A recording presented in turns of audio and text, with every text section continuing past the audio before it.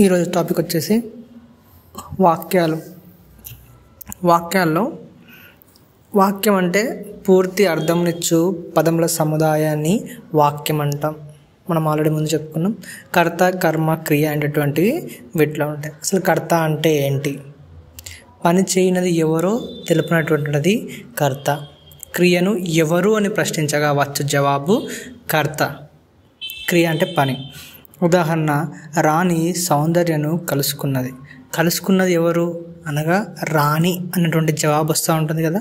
ఇక్కడ దీన్ని మనము కర్త అంటాం. కర్మ, క్రియాఫలమును అనుభవించినది కర్మ. ఎందుకురా నాకు ఈ కర్మ అంటాం కదా, అంటే మనం ఏదైనా ఫలితాన్ని అనుభవిస్తే ఆ విధంగా రెస్పాండ్ అవుతూ ఉంటాం. క్రియను దేనిని లేక ఎవరిని అని ప్రశ్నించగా వచ్చు జవాబు కర్మ. పై వాక్యంలో దానిలోనే ఎవరిని కలుసుకున్నది అనగా జవాబు సౌందర్యను అని వచ్చును, కనుక అది కర్మ అవుతుంది. క్రియ, పనిని తెలుపు పదం క్రియ. పై వాక్యంలో కలుసుకోవడం అనేటటువంటిది పని.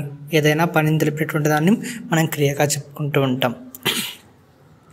తర్వాత వాక్యాల్లో మనం నిన్న ఆల్రెడీ అర్థభేదాన్ని బట్టి కొన్ని ఉదాహరణలు చెప్పుకున్నాం. ఈరోజు వాక్యాల్లో ఉన్నటువంటి రకాలు చెప్పుకుందాం. మామూలుగా సమర్థవంతమైన పదాల సముదాయాన్ని మనం వాక్యం అని చెప్తూ ఉంటాం.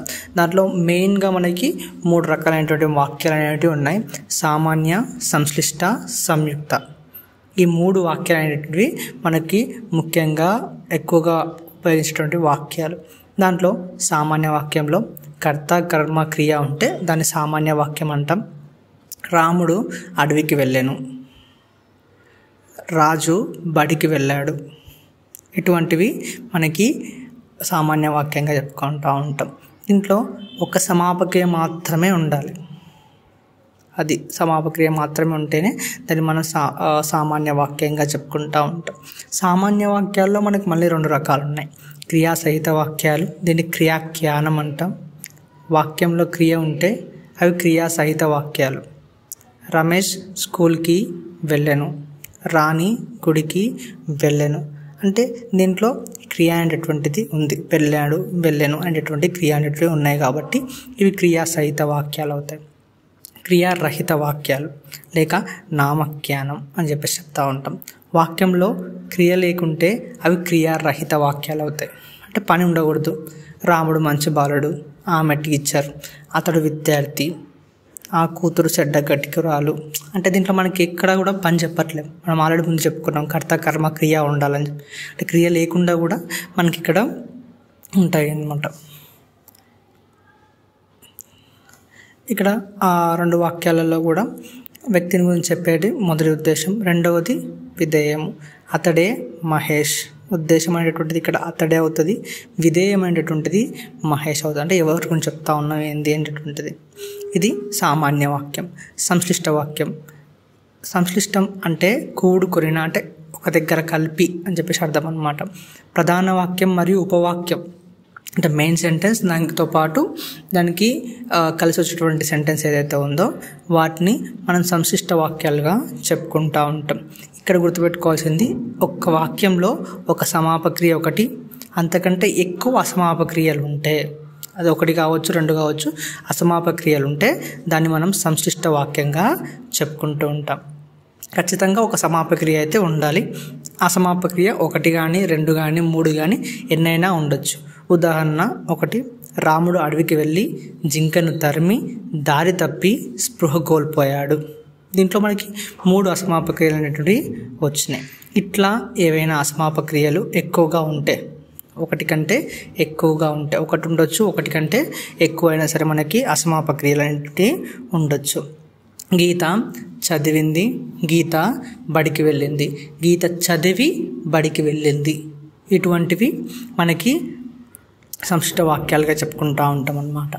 అలాగే సంశ్లిష్ట వాక్యంలో ముఖ్యంగా మనం చెప్పుకోవాల్సినటువంటిది అసమాపక్రియలు ఉంటాయి, తర్వాత దాంతోపాటు ఒక చివరిలో ఒక సమాపక్రియ వస్తుంటుంది. నామలోపం అంటే నామం అంటే ఇక్కడ పేరు కావచ్చు, సర్వనామం కావచ్చు, ఏవైనా ఒకటి మళ్ళీ మళ్ళీ ఉపయోగించకుండా ఒకటేసారి అనేటటువంటిది మనం ఉపయోగిస్తాం. సామాన్య వాక్యంలో ప్రతిసారి కూడా మనం గీత బడికి వెళ్ళింది, గీత చదువుకుంది, గీత తిన్నది, గీత ఆడుకున్నది అని చెప్తూ ఉంటాం. అదే సంశిష్ట వాక్యానికి వచ్చేసరికల్లా గీత అని చెప్పి ఒకటేసారి మెన్షన్ చేసి మిగతా వాటిని అన్నింటినీ కూడా చేసింది అని చెప్పి చెప్తూ ఉంటాం. తర్వాత వాక్యం సంయుక్త వాక్యం. సమాన ప్రధానం గల రెండు సామాన్య వాక్యాలు కానీ అంతకంటే ఎక్కువ సామాన్య వాక్యాలు కలిసి ఒక వాక్యంగా ఏర్పడితే దాన్ని సంయుక్త వాక్యం అంటాం. ఉదాహరణకి రాముడు అడవికి వెళ్ళాడు, లక్ష్మణుడు అడవికి వెళ్ళాడు. ఇక్కడ సంయుక్త వాక్యంగా దీన్ని మారిస్తే రాముడు మరియు లక్ష్మణుడు అడవికి వెళ్ళాడు. ఇక్కడ ఇంకొక విషయం గుర్తుపెట్టుకోవాలి అంటే సంయుక్తము అంటే అనుసంధానం చేసేటటువంటిది అని అర్థం. ఏవైనా రెండు ప్రాంతాలని అనుసంధానం చేసేటటువంటి దాన్ని సంయుక్తంగా మనం చెప్పుకుంటూ ఉంటాం. కొన్ని సంయుక్త రాష్ట్రాలు అని చెప్పి చెప్తూ ఉంటాం. అంటే ఆ రెండు ప్రాంతాలని కలిపి ఉంచేటటువంటిది అని చెప్పి. ఇక్కడ కూడా అనుసంధాన పదాలు అనేటటువంటి బ్రిడ్జ్ వర్డ్స్ అంటాం ఇంగ్లీష్లో. అండ్, బట్, తెలుగులో మరియు, కాబట్టి, వలన ఇటువంటివి అనుసంధాన పదాలు అనేటటువంటివి వస్తూ ఉంటాయి అన్నమాట. కృష్ణుడు ఉన్న త్రాసు పైకి లేవలేదు, జనం గల్లున నవ్వారు. దీన్ని సంయుక్త వాక్యంగా మారిస్తే కృష్ణుడు ఉన్న త్రాసు పైకి లేవలేదు కాబట్టి జనం గల్లున నవ్వారు. ఇట్లా వర్షాలు పడలేదు, పంటలు పండలేదు. వర్షాలు పడలేదు కాబట్టి పంటలు పండలేదు. రైలు వచ్చింది, చుట్టాలు రాలేదు. రైలు వచ్చింది కానీ చుట్టాలు రాలేదు. ఇటువంటి వాక్యాల్ని మనం సంయుక్త వాక్యాలుగా చెప్పుకుంటాం. దీనికి సంబంధించినటువంటి కొన్ని ప్రశ్నలు అడుగుతాను, దానికి కామెంట్ బాక్స్లో సమాధానం ఇవ్వండి. ఇట్లు మీ శివ సాయి అకాడమీ.